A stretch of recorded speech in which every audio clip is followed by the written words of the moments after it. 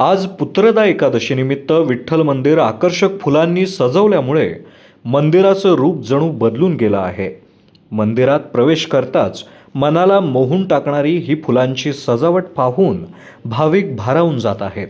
या सजावटीसाठी वेगवेगळ्या रंगांचे गुलाब, शेवंती, जरबेरा, झेंडू असे तब्बल 9 प्रकारचे आणि तब्बल 2 टन फुलं वापरण्यात आली आहेत.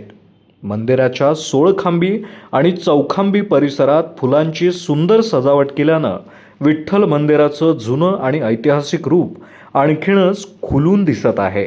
पवित्र श्रावण महिन्यातील पुत्रदा एकादशी निमित्त पंढरपुरात सध्या भाविकांची मोठी गर्दी आहे. अशावेळी या फुलांच्या सजावटीनं मंदिराचं सौंदर्य अधिकच वाढलं असून विठुरायाचं दर्शन घेताना भाविकांना एक वेगळाच आणि सुखद अनुभव मिळत आहे. हा पुष्पमय सोहळा डोळ्यांचं पारणं फेडणारा आहे, हे मात्र नक्कीच.